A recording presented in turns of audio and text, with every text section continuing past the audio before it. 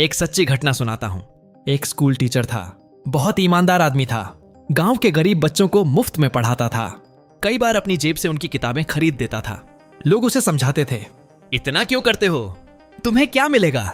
लेकिन वह हमेशा एक ही बात कहता था, जिस दिन किसी बच्चे की जिंदगी बदल जाएगी उसी दिन मेरी मेहनत सफल हो जाएगी। एक दिन की बात है, सर्दियों का मौसम था। रात के लगभग 11 बजे थे। वह स्कूल का काम खत्म करके घर लौट रहा था। उसके पास एक पुराना बैग था।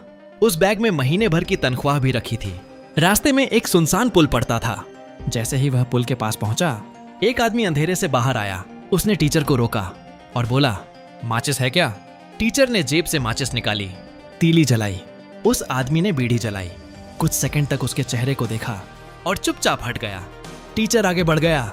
उसे कुछ अजीब तो लगा, लेकिन ज्यादा ध्यान नहीं दिया। अगले दिन सुबह खबर आई कि उसी पुल पर रात में एक व्यापारी को लूट लिया गया। उसके सारे पैसे छीन लिए गए। पुलिस ने सीसीटीवी और लोगों की मदद से लुटेरे को पकड़ लिया। जब पुलिस पूछताछ कर रही थी तो टीचर को भी गवाही के लिए बुलाया गया। वहां पहुंचकर उसने देखा, अरे ये तो वही आदमी था जिसने रात को उससे माचिस मांगी थी। टीचर हैरान रह गया। उसने पूछा, एक बात बताओ, तुमने व्यापारी को लूट लिया, लेकिन मुझे क्यों नहीं लूटा? लुटेरा कुछ देर चुप रहा, फिर बोला, सच सुनना चाहते हो? टीचर बोला, हाँ। लुटेरे ने कहा, जब तुम पुल पर आए थे मैंने तय कर लिया था कि तुम्हें लूटूंगा। तुम्हारे हाथ में बैग था, तुम बिल्कुल अकेले थे, लेकिन जैसे ही तुमने माचिस जलाई मैं डर गया। टीचर बोला, डर गए? मुझसे?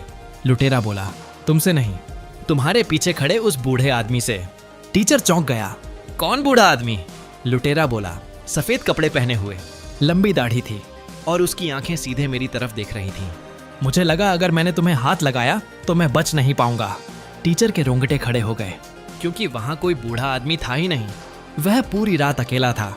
घर लौटकर उसने अपनी माँ को सारी बात बताई। माँ मुस्कुराई और बोली, बेटा, जब इंसान निस्वार्थ भाव से दूसरों के लिए जीता है तो भगवान उसके आगे नहीं उसके पीछे चलने लगते हैं। उस दिन टीचर की आंखों में आंसू आ गए।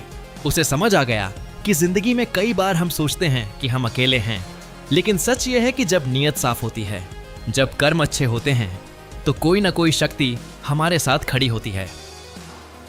दोस्तों, शायद आपको वह शक्ति दिखाई न दे, लेकिन इसका मतलब यह नहीं कि वह है नहीं, क्योंकि भगवान हमेशा शोर मचाकर मदद नहीं करते। कई बार वह चुपचाप आपके पीछे खड़े रहते हैं और आपको पता भी नहीं चलता।